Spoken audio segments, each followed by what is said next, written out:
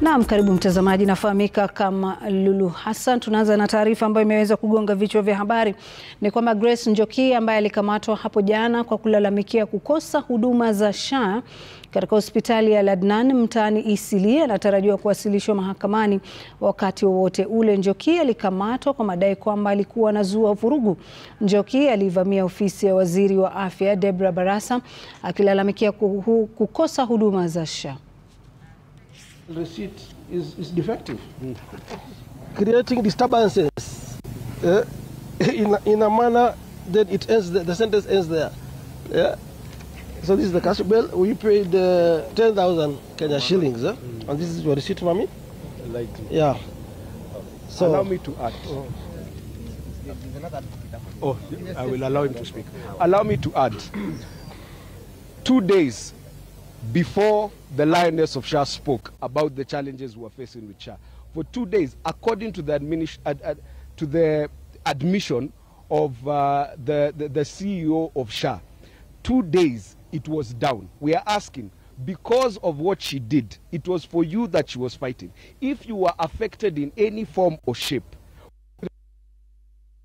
where there was no performance of what the hospitals were supposed to be doing, please reach out to us. We need to come forward and make known our statement. She did not speak on her own account alone. She spoke on your behalf.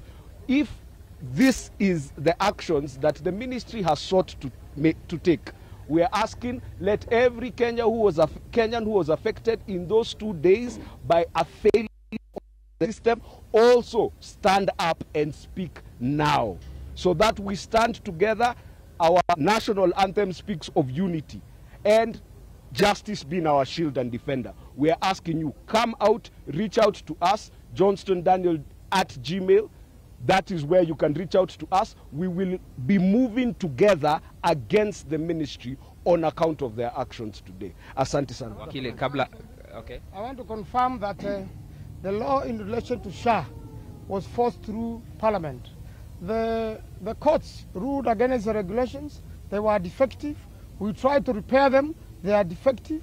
Practically, and I'm representing the people of Makueni, there are very many people who are paid SHA fully, and still they've got to go back to their pockets to pay a balance, or they have to fundraise. I have a number of cases, and I want to tell President Ruto, the truth of the matter is, because this matter was never consulted properly, it has failed Kenyans, it is a failure, and we should not use a law which is passed through Parliament by force. We should use a law where all Kenyans agree with. Naomba tusikize kutoka kwa mama kabla tukuje kwako wakili. Mami, tuambie experience yako ilikuwa aje, ulishikwa wapi na tueleze tu. I had gone to seek for treatment at London Hospital because I was sick, and I'm a security person who I had seen earlier in Kenyatta, and I even asked him, what are you doing here? So I sensed that I was being followed, and he claimed he had a patient, and I can identify even when I see him. At that time when I went to collect my results, I saw him, and he appeared from nowhere and he greeted me. So I told them I was coming to collect my results because they were inquiring what I had gone to do. So when I saw him at London, I was uneasy, but he claimed he had a patient. Less than 10 minutes later, and a lady, and they told me they wanted to take me somewhere. I asked them what I had done or where they were taking me. They refused to tell me. I asked them, why are they arresting me? They refused to tell them. They told me I was not being arrested. Then I asked them, why do you want me to go with you? So one of them, the gentleman, actually there were two. They told me, upende usipende utaenda, utatoka hapa. So I felt threatened. And I asked the lady, where are you taking me? Why are you coming for me? They did not clarify. And then I asked them, why are you arresting me? They did not clarify anything. They just told me, upende usipende ujue utaenda. So now is when, after that is when I called my son. I told him what was happening, and I called my husband. And they grabbed my phone. They took it from me. And since then, I have not seen my phone. So the hospital tried to intervene. And because I was going for medical treatment, they tried to intervene. But they were the other officers stormed in from Pangani police station. That's what I understood. There were over 20 officers. They carried me, they manhandled me. I was carried by force out of the hospital where I had gone to seek treatment. Shame. And I was dragged, I was pinched, I was bullied, and all through they never told me why, where they were taking me or why they were arresting me. Then they were insisting I write a statement, so I asked them about what. Nobody told me anything. So all through that time I was feeling threatened. I have a heart condition, so I kept telling them, let me talk to my lawyer, let me talk to my son. They had my phone, they refused. And the only time they allowed me to talk to my son, they used their phone, but I realized they had not called my son when they said that a woman had picked up the phone. So I knew they were lying. Then they drove around town, and I ended up in, I think it's somewhere, it's called, another building, I don't even remember. They took me in, I stayed there for a few minutes, then they changed again. They took me to 3 different locations before I ended up being here. But my question was, I asked them, if I have done anything wrong, why don't you just tell me? I come to the police station, I write my statement, I'm seeking medical treatment. They refused. And they told me, utaenda, upende, usipende. Actually, I felt I was being abducted, because that was my fear. That is what I felt. Because I do not know why I was arrested. To me it's not arresting, to me it's abduction. Because I had gone for treatment. So could they not wait for me to finish my treatment? They know where I stay, because they told me, even we know your house, we know where you're staying.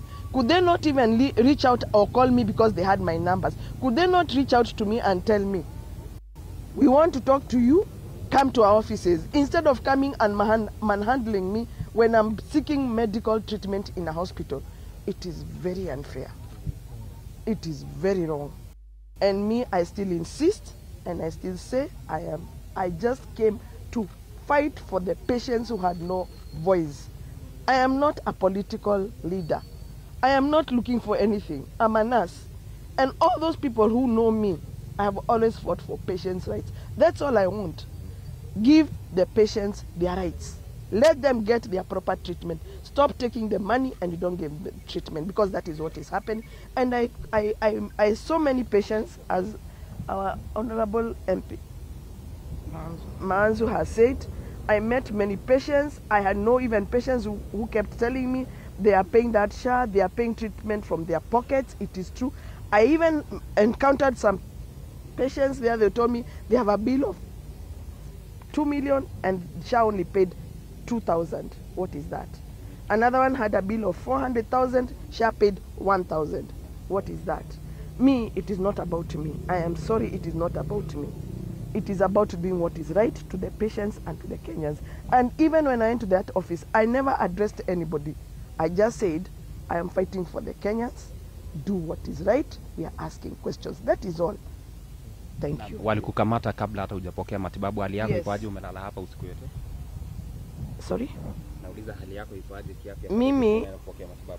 Mimi hata I took painkillers. Nimeleta dawa na my brother.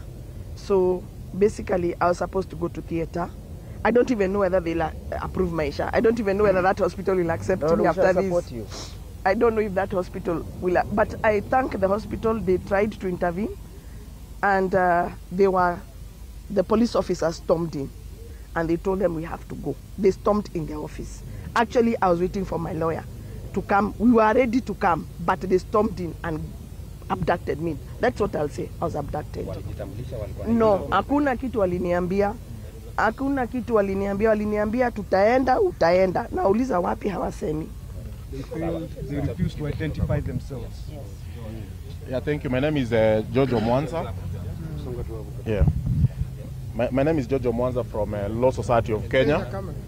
And the bold and strong message that is being relayed today is very simple. Until the system gets it right.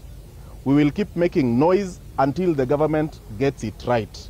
We will keep making noise until the country gets to the right direction. The buck stops with the president, and he must look into the health system of this country. Asante sana. So we are saying is that the problem that this country has and the problem that Mr. William Ruto has is not Grace. Is 50 million Kenyans who are not able to receive proper medical or proper health care. So even if you keep on harassing Grace, the majority of us are behind her. The majority of us are suffering. Recently at Mombasa Hospital, I had a patient there, and when SHA approved the payment, we were told they are going to get 20,000 shillings out of what had been approved. So this thing is a scheme. SHA is meant to be a killer train for Kenyans. It would be better if we remained where we were. If it was working, even NHIF was working, why did we have to fix it? We only fixed it because the necessity and the desire to change the system is because whatever is happening is a corruption scheme that is meant to deplete people's pockets. If you look at the structure of SHA, there are individuals who are calling themselves servicemen. They are the ones, any drug that is coming in the country today is not being approved by KEMSA. It's being approved by middlemen, the man at the middle in the SHA scheme. SHA has been, KEMSA has been watered down. They have been replaced by individuals. We are not going to mention their names. They are being called the scheme managers, all sorts of names. So Kenyans, it's your time to rise up against this rogue regime. Swali la mwisho. Yes. Hivi wamemwachilia. Yeah. Unatarajia kwamba atakuwa anapelekwa kotini? Sisi tunatarajia apelekwe mahakamani. Kwa sababu tunataka tupate huyo waziri. Huyo madamu anayejiita waziri ambaye hawezi provide services to the Kenyans. Tunataka aje mahakamani, tunataka tumuulize maswali, tunataka mawakili wote waje waulize huyo madam maswali. Mimi sina uwezo wa kumuita waziri, sina uwezo, mtanisamehe, sina uwezo. Ati wamesema wanataka kufanya uchunguzi. Unafanya uchunguzi gani? Grace aliingia pale, akaingia pale ofisini. Uchunguzi gani mwingine unataka kufanya? Basically they know that this is a botched scheme. That's why they cannot prefer a date in court. We are otherwise ready for you, Madam Baraza, to come and fight us in court. I see you have something. We want to call out specifically the office of the Director of Public Prosecution.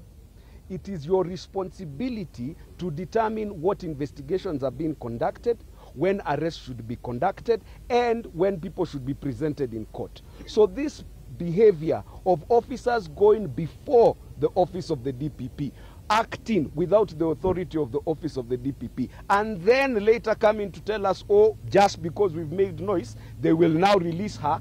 The intention had always been, capture them on Thursday in the evening, keep them for 24 hours, and then claim you can't take them to court until Monday.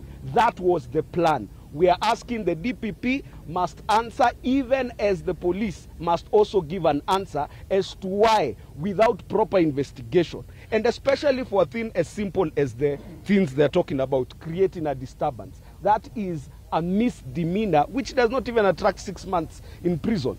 So what kind of investigation will they do now and before June the 2nd to, 7th of February, where they will come up with information that they did not have today? If an arrest is to be conducted properly in this country, let it be done when investigation has been completed. Let it be done when they are clear what they will be presenting in court. Asante sana.